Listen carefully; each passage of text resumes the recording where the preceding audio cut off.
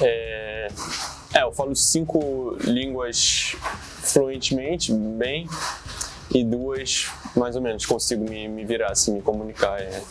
Então, português, inglês eu aprendi naturalmente também, eu fiz curso de inglês quando era criança, então eu aprendi bem rápido, e com as viagens também eu fui aprimorando. Espanhol é bem parecido com o português e eu participava de muitos campeonatos na América Latina desde bem jovem, então fui pegando, fui aprendendo. O francês, quando eu fui morar na França, na verdade na França eu só fiquei por 1 mês e meio, mas eu tinha aula todo dia, né, antes do treino, então eu peguei uma base boa, e como toda a minha equipe é francesa, né, os técnicos, o preparador físico,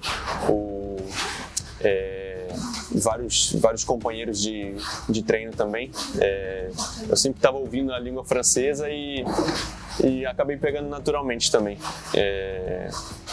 E o alemão, por ter morado tanto tempo lá, eu acho que no início foi bem difícil o alemão, né? A língua mais longe do português que eu ia aprender na época.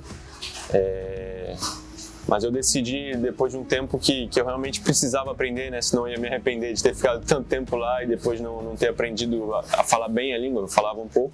Também falo um pouco de italiano e chinês, né? Italiano, a gente tinha eu tenho um companheiro de treino que é italiano, e eu sei que se você fala português, espanhol e francês, acho que é muito fácil aprender italiano, então de um dia para o outro eu comecei a tentar falar com ele em italiano, fui falando e inventando algumas palavras em espanhol, em francês, em português, ele ia me ajudando um pouquinho, e aí a gente ficava falando assim também.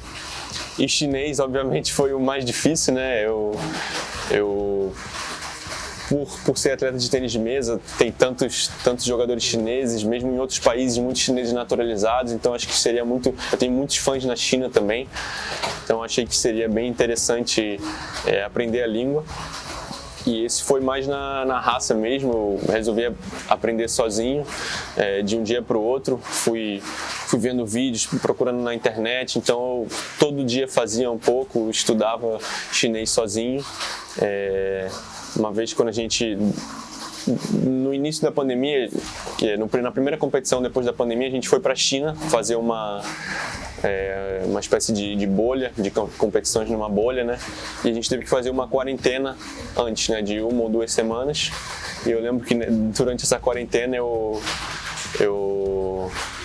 aprendi chinês às vezes 6, 7 horas por dia, porque eu não tinha muito o que fazer dentro do quarto lá. Então eu estava bem motivado, e também fiquei fazendo pelo menos 30 minutos todo dia por aí 1 ano, mais ou menos.